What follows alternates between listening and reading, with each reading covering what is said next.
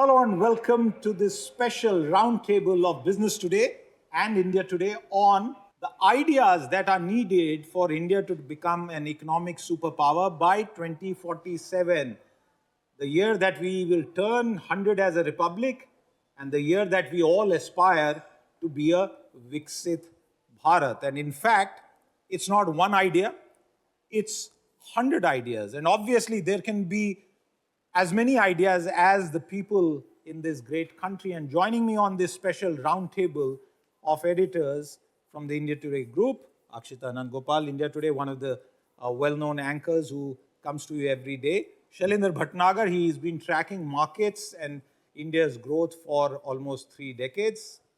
With me, Geeta Mohan from India Today. She tracks all matters regarding our trade and diplomacy. To my left, Surabhi of Business Today, who put together these 100 ideas, and many of them very, very transformative ideas. Do pick up a copy of Business Today and catch the entire event that's up on Friday, the 8th of August, live from New Delhi through the day. And finally, Sakshi Batra from Business Today. And what we want to do today is to get our anchors, the editors, to talk about whether they believe we can become a superpower, economic superpower by 2047, and in their view, what are the ideas that are required to get there. We'll keep this short. And Geeta, I'm going to jump to you. I'll go to all the ladies on the panel first. Geeta, what's your big idea? Maybe a trade system where we are able to punch at anyone who sort of tries to block trade with us? Absolutely. Siddharth, and we've been discussing this in the past as well. Every time we're looking at what Trump is doing or what any other world power, developed countries is doing with us or to us, it all comes down to and even farm laws for that matter, it all comes down to whether we've had our reforms in place or not. So I'd say industrial reforms, farm reforms, like agriculture reforms, that certainly will push us to a place where we can negotiate, we'll be on better terms and a better place to negotiate with countries like the United States of America. Having said that, also let's be realistic. Trump is here for 4 years. 3 years now, or 3.5 years. And after that, there's going to be a whole new America. But don't you think what he's doing now will have a impact that will possibly carry forward to 2047 and beyond? I think not 2047 or beyond, but certainly the next term, because whether it's the Republicans or the Democrats, whether it's America or any other country, Siddharth, today, everybody has become intrinsic, inner-looking and nationalistic. Okay. So we have to look at how we can be nationalistic and yet be global at the same time. So the idea and takeaway from Geeta for me is, don't worry about the world trade order. Should we be talking about a BRICS trade order? Yes, why not? Like, Geeta said, Trump is here just for a few days. And if we look at the macro numbers, then exports to the US account for just 2% of India's GDP. So why should we not work with countries with whom we already have a natural friendship? So that makes much more sense for India. So maybe the song that has to be sung, and Shail, I'll come to you, Sakshi, just a minute. Dost na raha, Trump na raha. No worries, let's move on. In terms of the central theme of... Lekin Putin hai. Okay, all-weather friend? All-weather friend. All right, okay, that's a good one. Putin hai. But Shail, before I go to Sakshi, I want to take that point to you. You tracked the Indian economy through the last 3 decades, and we have seen 2 or 3 waves. As you look ahead, what do you think will drive us to economic superpower status? Amongst the top 3 economies in the world, definitely the third, who knows, maybe the second largest economy in the world. Siddhartha, I think we hold all the trumps in our hands. The aces. Well, all the trump cards, okay. Trump cards are with India. So these are the things that will pan out over the next 20-25 years. 1, increasing premiumization. 2, you will see the EMI turning into an enabler rather than something which is just debt. 3, you will see our markets, especially stock markets, flourish, expand and grow dramatically. Shell's big idea is take more EMIs. My big idea is that we are going to have more expensive whiskies, more expensive flats, and more expensive cars. So India is going to get richer, wealthier, and more prosperous. And from economic might flows military might. And from military might, you become a better economic power. So one will feed to the other. And as you mentioned, in 1991, both of us were in college. The ladies were perhaps in school or lower nursery. But we've seen the advent of this country. So we've seen this country grow dramatically, and the better days are in front of us rather than behind. So this small kerfuffle or hurdle that we see between Trump and India, I think it's just a very, very small nitpick. We'll overcome this very shortly, and things are going to be brighter, bigger, and better as we go ahead. Just invest and be smartly glued to the Indian economy. Sakshi, you've been listening to all these ideas, and one of the key things that is very, very clear is that a business as usual approach will not get us there. Not for the center and not for the states. Many states in India are very progressive, yet many states have taken on a lot of debt. What's your own sense in terms of one big theme and idea that should be pursued to improve our economic growth? Well, first up, I think the biggest challenge at hand is AI and the newer technologies that are coming in. And, this is only going to get, grave situations. We have to tackle it. We do not have any cyber laws. We do not have any data protection laws. We've been waiting for it for far too long now, Siddharth.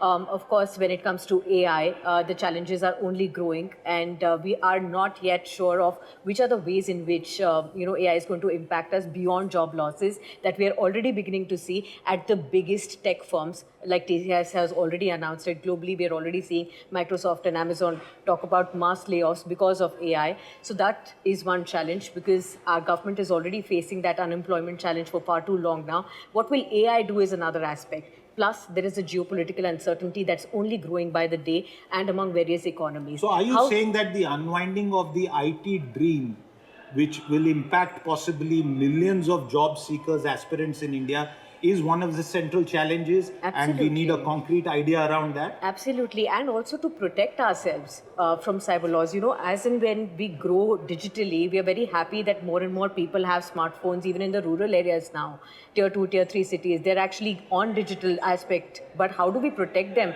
from any, negative impacts of AI is something that we really need to think about. Surabhi, you want to come in on this in terms of any specific ideas that we have managed to curate? Maybe we could talk about one of them.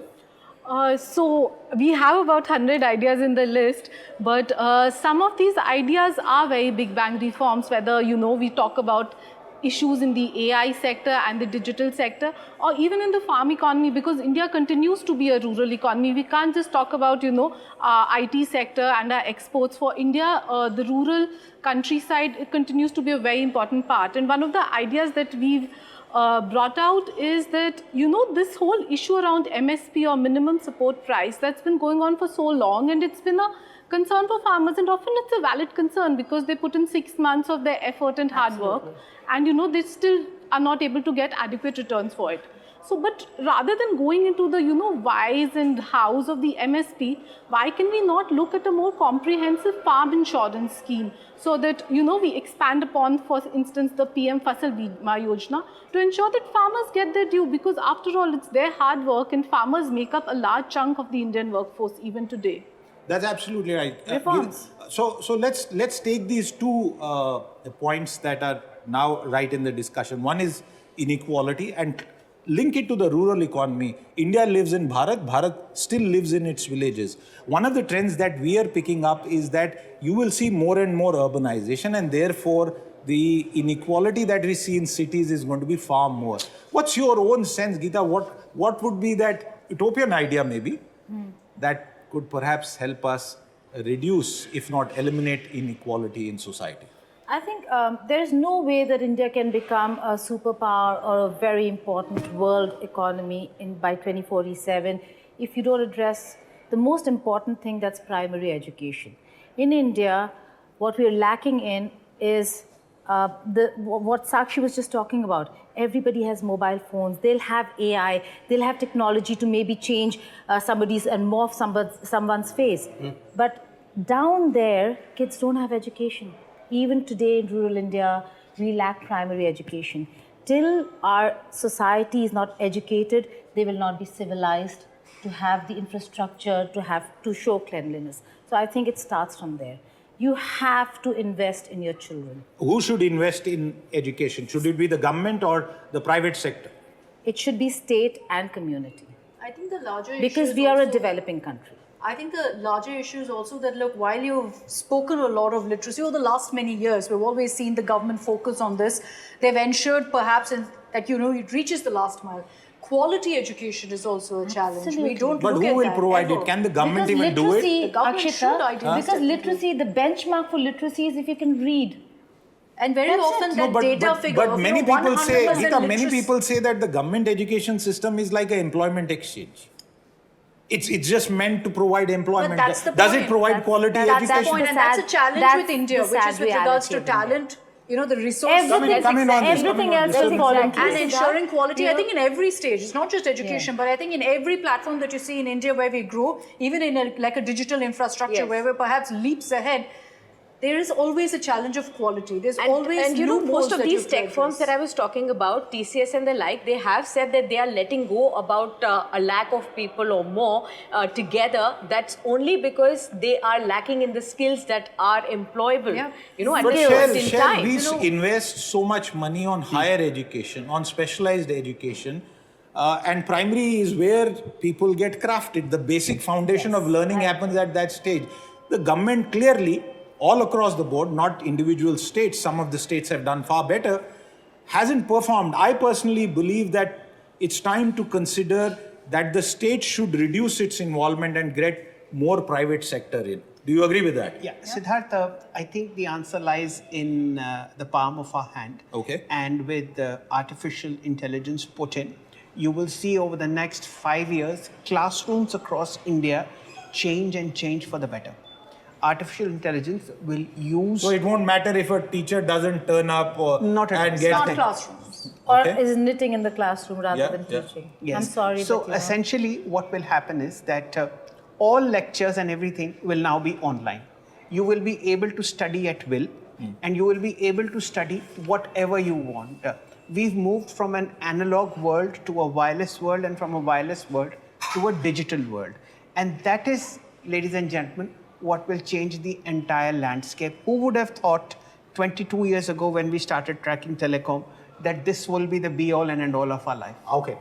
We have just a minute or so on the show, and I want to pick that one big thing, one big idea. I'm personally very keen to hear my colleagues' thoughts on it. This is the reform of taxation. Yeah. Yes. Okay, again, Akshita, starting with you. What's that one big idea that you would like to see implemented as far as our taxes are concerned?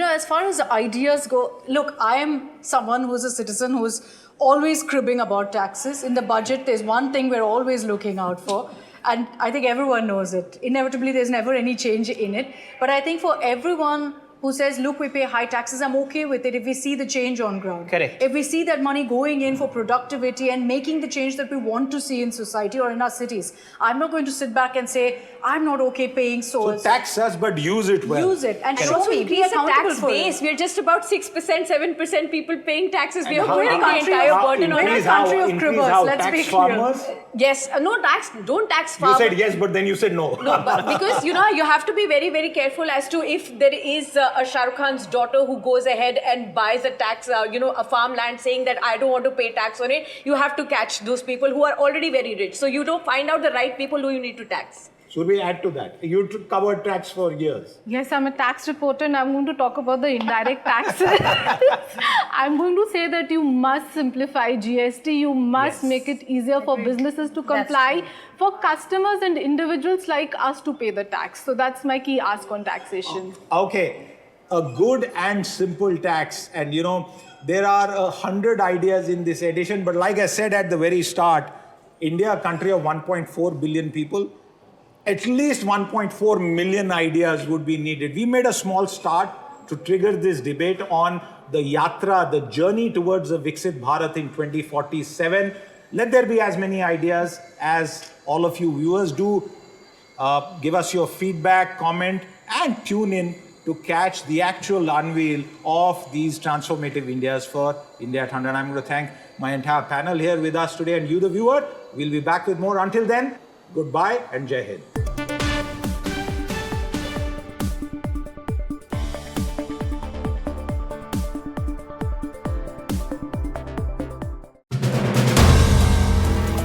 If you like the video, do like, comment, share and subscribe.